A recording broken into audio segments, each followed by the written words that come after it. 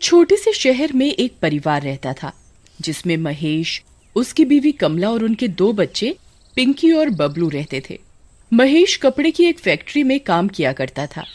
एक दिन फैक्ट्री में आग लगने के कारण फैक्ट्री के मालिक ने बहुत से लोगों को काम से निकाल दिया, जिसमें एक महेश भी था। वैसे ही महेश आर्थिक तंगी से गुजर रहा था और ऊपर से नौकरी चले जाने के कारण घर के हालात और खराब हो गए थे।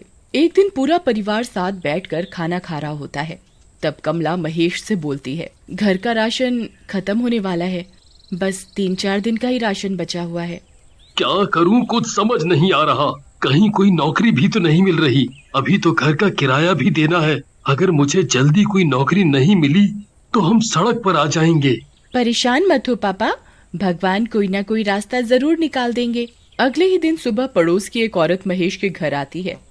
सब लोग उनको प्यार से मौसी बुलाते थे।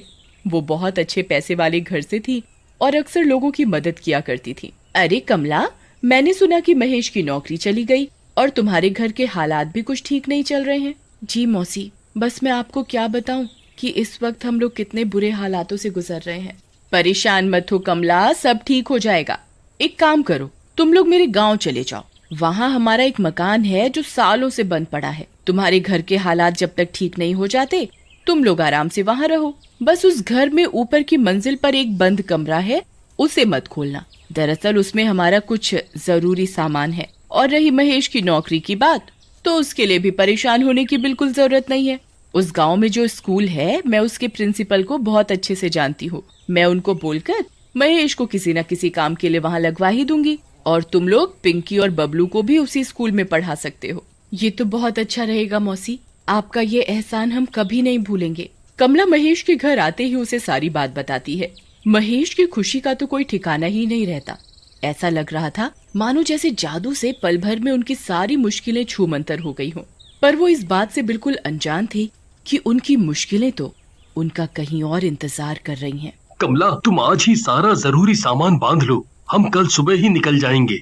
अगले दिन सुबह पूरा परिवार गांव के लिए निकल जाता है। गांव पहुंचते पहुंचते उनको शाम हो जाती है। गांव पहुंचकर महेश बताए हुए एड्रेस को ढूंढने लगता है। तभी उसे एक आदमी मिलता है। भाई साहब, जरा ये पता तो बताना। दरअसल हम लोग इस गांव में नए हैं, तो हमें यहाँ का कुछ नहीं पता।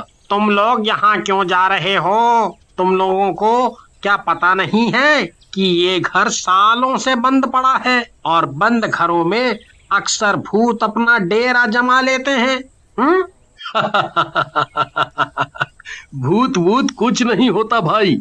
तुम तो बस मुझे ये पता बता दो कि कहाँ पड़ेगा। हम लोग बहुत दूर से आए हैं, बहुत थक गए हैं।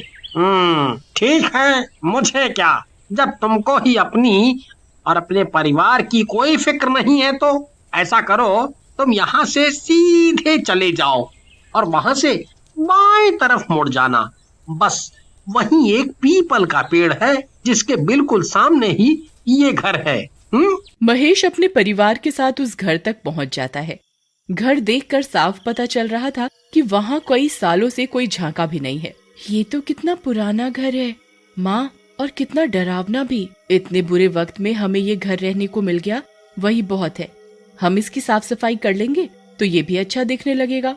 चलो अब यहाँ खड़े रहकर बातें मत करो और जल्दी अंदर चलो। महेश जैसे ही उस घर का दरवाजा खोलता है तो घर में तेज हवाएं चलने लगती हैं। बाहर तो पेड़ का एक पत्ता भी नहीं हिल रहा और यहाँ इतनी तेज हवा कैसे चल सकती है? क्योंकि यहाँ भूत है। पिंकी बबलू के पीछे चिल्लाते हुए भागती है। रुक रुक, तुझे मैं अभी बताती हूँ, रुक। बबलू सीढ़ियों से भागते हुए ऊपर वाली मंजिल पर पहुँच जाता है। पिंकी भी बबलू को पकड़ने के लिए उसके पीछे पीछे भाग रही होती है। बबलू को अचानक किसी औरत के रोने की आवाज आती है। बबलू वहीं रुक जाता है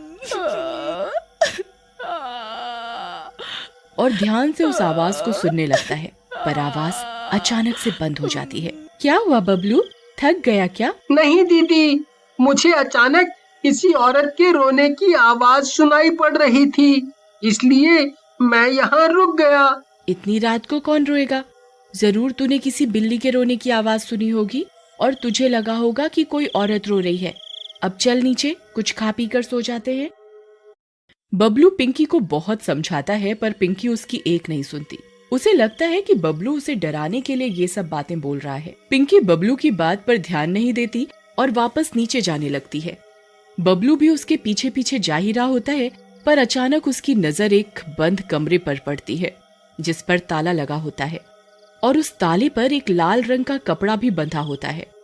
लगता है ये वही कमरा है जिसके बारे में मौसी जी माँ को बता रही थी।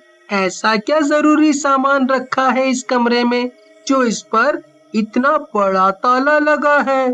तुझे इतना सोचने की जरूरत नहीं है। मौसी जी ने हमें मना किया है इस कमरे में जाने से, तो बस हमें इस बात का ध्यान रखना चाहिए। रात को खाना खाकर सब सोने चले जाते हैं।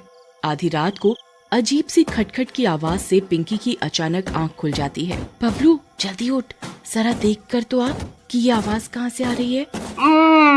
मुझे सोने दो दीदी, मुझे बहुत तेज नींद आ रही है, आप खुद जाकर देख लो। पिंकी डरते हुए अपने बेड से खड़ी होती है और ध्यान से उस आवाज को सुनने की कोशिश करती है। आवाज बाथरूम से आ रही होती है। पिंकी बाथरूम का दरवाजा खोलती है और डरते डरते उसमें झांकती है। जैसे ही वो अंदर देखती है उसके होश उड़ जाते हैं। बाथरूम में पड़ा वाइपर अपने आप दीवार से जोर जोर से टकरा रहा होता है। पिंकी डर के मारे पसीने पसीने हो जाती है और भागते हुए नीचे अपने मम्मी पापा के पास जाती है। मम्मी पापा जल्दी उठो। क्या हुआ बेटा, तुम इतनी घबराई हुई क्यों हो? वो पापा, वो बाथरूम वाइपर, पापा ऊपर भूत भूत। क्या बोल रही हो पिंकी? ठीक से बताओ बेटा, हमें कुछ समझ नहीं आ रहा। तभी बबलू भी वहाँ आ जाता है। पापा वो ऊपर बाथरूम में वाइपर अपने आप दीवार से जोर जोर से टकरा रहा था। ये तुम्हारा वहम है बस, और कुछ नहीं। चलो अपने कमरे में जाकर आराम से सो जाओ। जब कल सुबह उठोगे तो सब बुरे सपने की तरह खुद ही भूल जाओगे। पिंकी और बबलू अपने कमरे में सोने चले जाते हैं। 2-3 दिन तक सब कुछ ठीक रहता है, पर अचानक एक रात पिंकी को किसी के रोने की आवाज आती है। वो उठकर कमरे के बाहर जाकर देखती है तो बाहर कोई नहीं होता, पर रोने की आवाज अभी भी आ रही होती है। पिंकी थोड़ा और ध्यान से सुनती है तो उसे वो आवाज उस बंद पड़े कमरे के अंदर से सुनाई देती है। जैसे ही पिंकी दरवाजे से कान लगाकर और ध्यान से सुनने की कोशिश करती है, आवाज अचानक से बंद हो जाती है। पिंकी डर कर अपने कमरे में भाग जाती है, पर रात भर वो उस बंद कमरे के बारे में सोचती रहती है। पिंकी जब सुबह उठती है तो उसे लगता है जैसे रात को जो कुछ भी हुआ वो सब उसका वहम था और वो इस बारे में किसी को नहीं बताती।